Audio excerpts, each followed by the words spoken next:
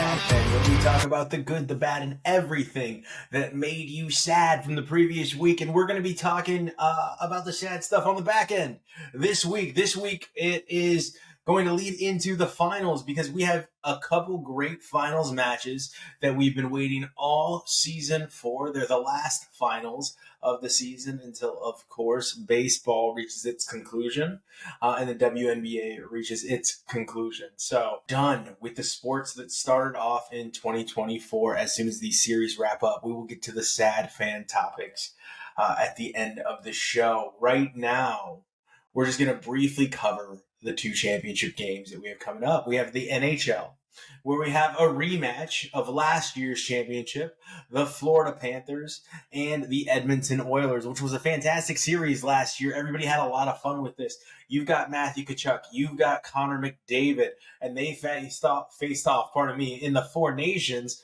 The little thing that the NHL did during its All-Star weekend, which was a slamming success, pitting four nations against each other during the All-Star break. And of course, yes, we saw Matthew Tkachuk match up with Connor McDavid twice and once in the finals. And then, of course, we've got Sasha Barkov going with Draisaitl. You've got Bobrovsky again, what looks like an unstoppable Florida Panthers team, and what looks like a Edmonton Oilers team that just won't be denied this year, especially after last year.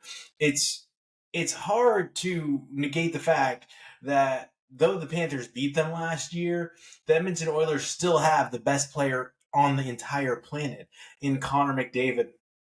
One of the most amazing players to watch in this sport to ever live. And a lot of people are going to do this Wayne Gretzky versus Connor McDavid thing. The thing is that Connor hasn't won a championship yet, and this is his opportunity to really drive home that he is the best player ever if he can. But before him, we had Sid the Kid, and Sid the Kid never reached the level that Gretzky did. And now, of course, we have not just Connor McDavid, but we have Alexander Ovechkin, and he just broke one of Wayne Gretzky's what was thought to be unbreakable records, and he's still not thought of on the level of Wayne Gretzky, and he has one championship already. So will it be a Michael Jordan thing where no one's ever going to quite reach the level that Wayne Gretzky did in hockey? Or is it actually going to be a mantle being handed over? We all know that today's world watches sports differently than we did back then, the 80s, the 90s, where it's appointment television.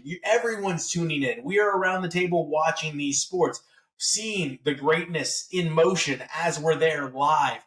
Now, people view sports in different ways. Oftentimes it's through highlights. In fact, let's get to the next championship that we've got to talk about.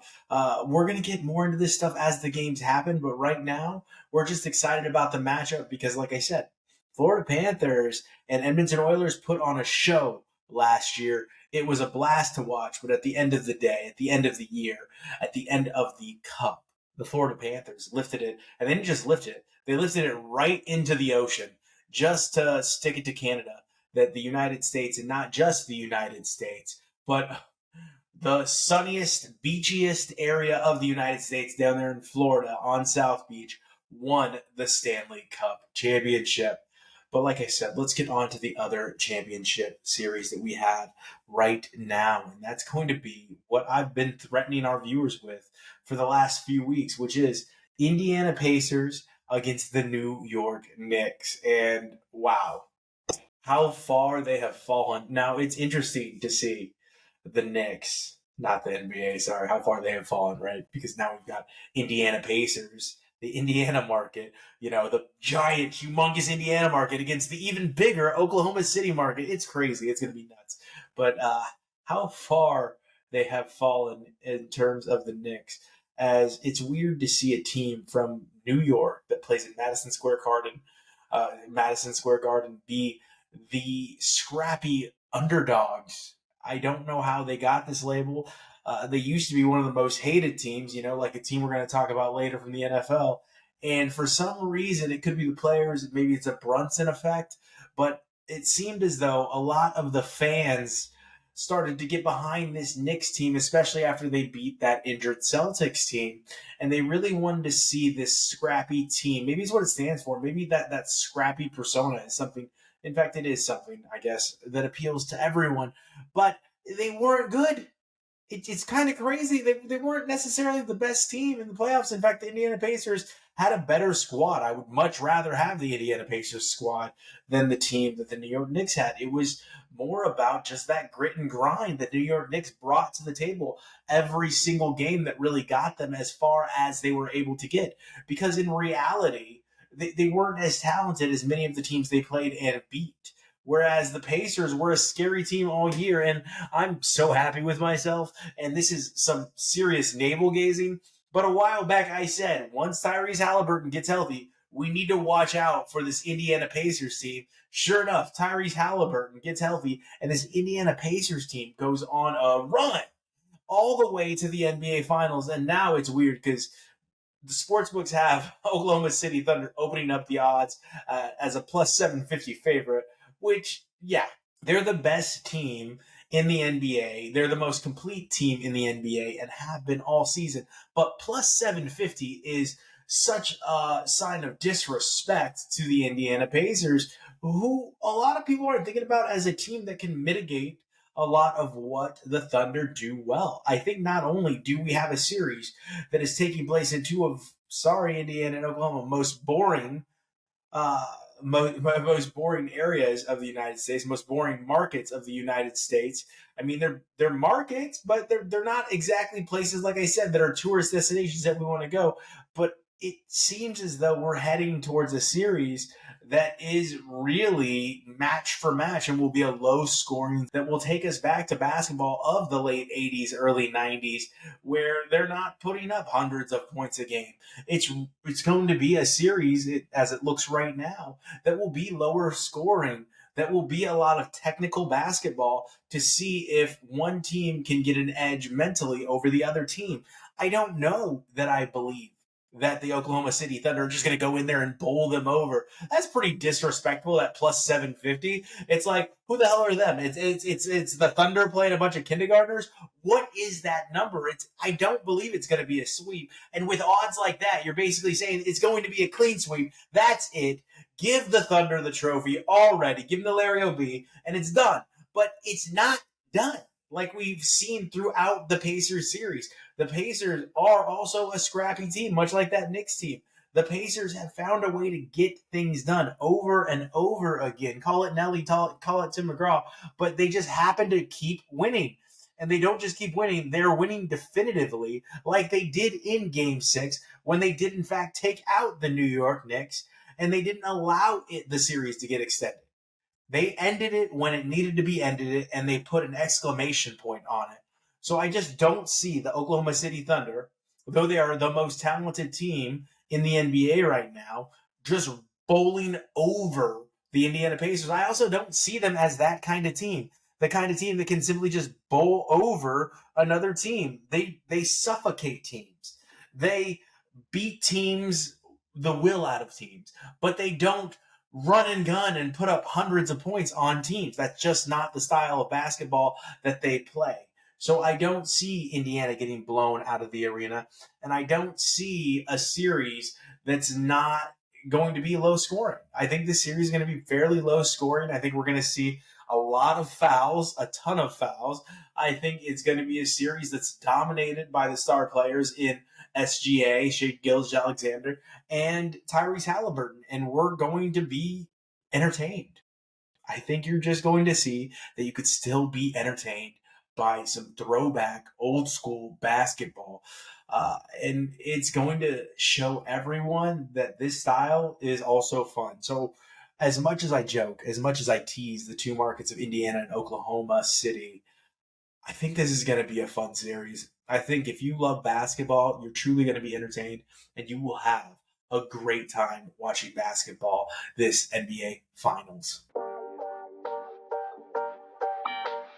Now, because there is not a lot to talk about in sports, we're going to go over the 5 things that we are so sick and tired of hearing about. And we're going to rattle these off. It is not a long show today, but I want to give you some food for thought. I want to give you something to actually consider. Is this something that's fun to talk about, or is it something that just gets me riled up that doesn't really matter in the grand scheme of things? And the first one is LeBron James. How tired? First of all, that sad video of poor Michael Jordan on the golf course that came out on your social medias a while back, a couple days ago, last week, with him falling into the water hazard on the golf course. And then you got LeBron James, who is just like the ultimate dad at this point, making dad jokes nonstop, saying he knew songs years before they came out. Like, this is just kind of who he is. And aren't we over it already? Like, do we still have to keep hearing about LeBron James? He's that RG3 archetype that just says stuff that's popular to remain in the news. And we don't have to give into this. We don't have to encourage this behavior.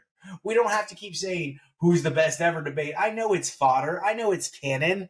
I know it's something that we could talk about forever and ever and ever, but it's LeBron James. LeBron James is the best ever. I grew up in the Michael Jordan era. I loved watching Michael Jordan play, but I'm also adult enough to admit that LeBron James is probably the better basketball player. It's the same thing like with Tom Brady. Everybody wants me to say Tom Brady is the greatest quarterback of all time, but he's just not the greatest quarterback of all time. He's the greatest winner of all time. And Michael Jordan is the greatest winner of all time as it pertains to basketball. He's not better than LeBron James. He's not more skilled than LeBron James. And aren't we tired of this? LeBron James is damn near 44 years old? 42 years old? He's old. He's too old for the sport, and it's time to make new stars. So one of the things we are absolutely sad about is that we, as a culture, as a sports culture, cannot think of something more entertaining to talk about than 40-plus year old LeBron James. And yes, he's still getting it done. Yes, he is still ultra talented, but enough already. Let's yield the ground to the new superstars and talk about them, because if we don't, we will continue to complain about how we are not making any more superstars and how nobody's coming for that mantle when there are so many great players coming for that mantle and we are overlooking them. And that is our fault for continuing to hit on the things that we feel is going to get ratings. Like, who's better, LeBron James or Michael Jordan? Or what did LeBron James have for dinner last night? Enough's enough. We should get over it and we should move on to the next great stars of the NBA and be less worried about LeBron James. Because trust me, when it's time for him to retire, he will in fact let us all know he's incapable of not doing that. The next thing that we are absolutely tired of, and it's going to happen over and over and over again as we go into camp, and that is Dak Prescott and the Dallas Cowboys. The Dallas Cowboys suck. They sucked for a really long time. They're going to suck again. They might be worse than most of the teams in the NFC this year. They are looking at being at the bottom of that conference. And a large reason is because they played the Philadelphia Eagles twice, and they played the Washington Commanders twice. Both teams are better than the Dallas Cowboys. This team should be talked about the same way we talk about the Carolina Panthers at this point, as a nobody team. But for some reason, losers like hearing about losers. For some reason, Cowboys fans or fans around the world will tune in to listen to somebody talk badly about their team. Well, I got news for you, Dallas Cowboys fans.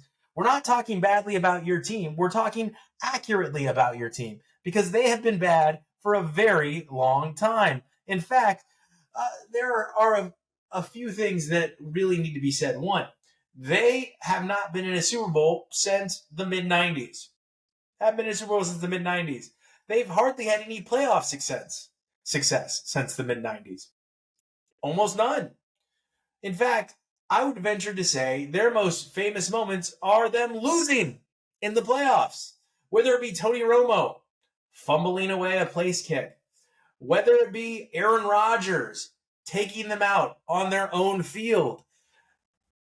They're a team of losers. Their memories in the playoffs are of losing. Why are we still talking about this garbage team that has been garbage for a very long time, simply because they're not thought of as the garbage that they in fact are?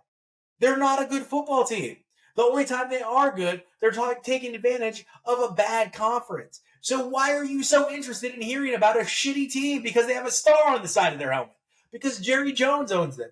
Do you want to keep hearing about something that's absolutely terrible? Or is it time to move past them and talk about the actual good teams? Let's drive ratings for teams that are better than terrible. Let's drive teams that have been relevant this century. The Cowboys haven't. The only relevance the Cowboys have had in this century is the media. That is it. That is the second topic we are absolutely tired of. Dak Prescott, never going to be a top quarterback in the NFL that has existed, ever. It's not going to happen, ever. Never.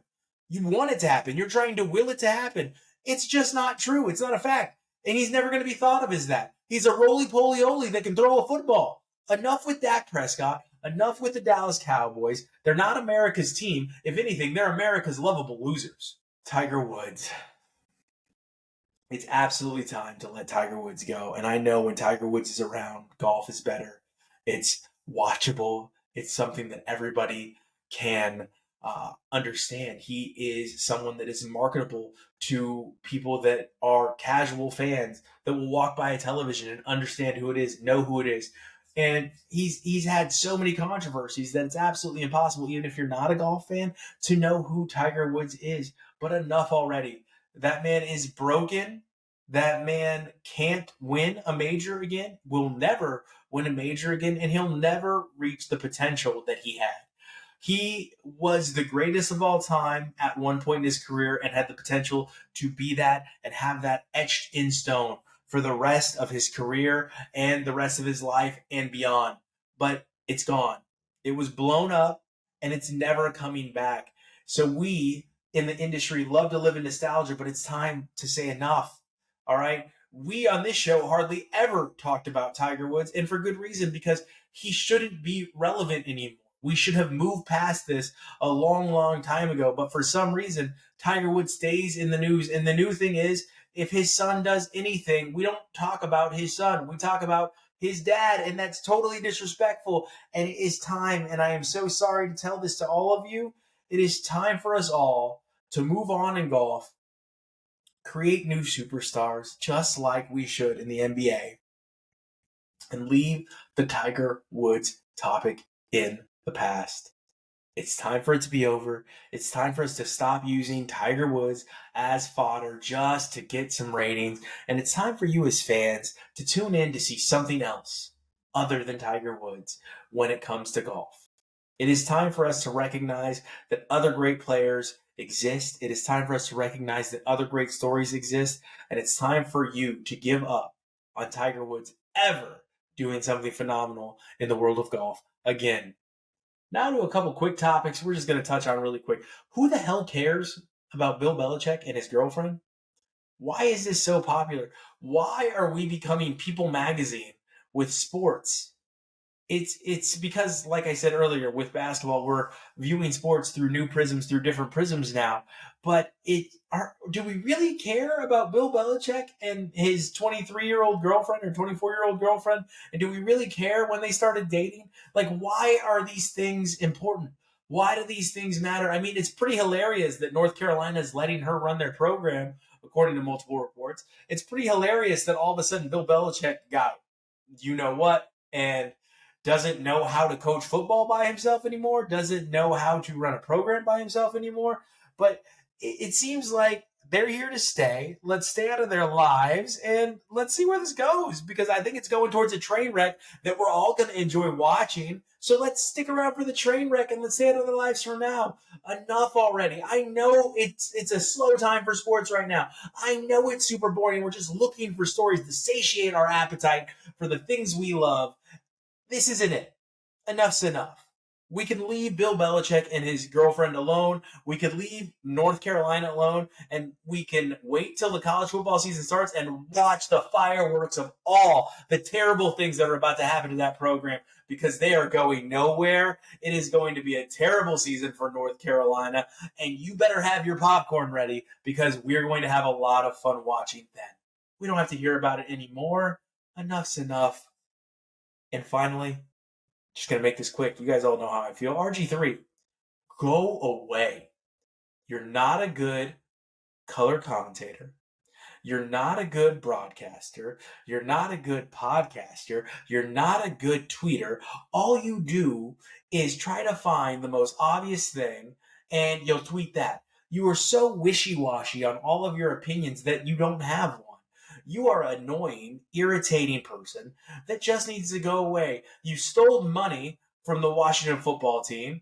You stole money from everyone you played for. You never lived up to your potential. You can blame the coaches all you want, but you are on a murderer's row of amazing coaches.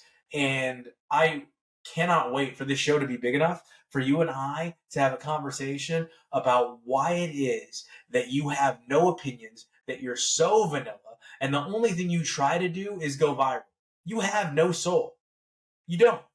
You mean nothing. You stand for nothing. You say you do. You try to tweet out religious bullshit. You're so full of it, and it's so irritating because the truth is you don't know who you are. All you're trying to do is go viral in a world where viral currency tends to be all that matters to people like you.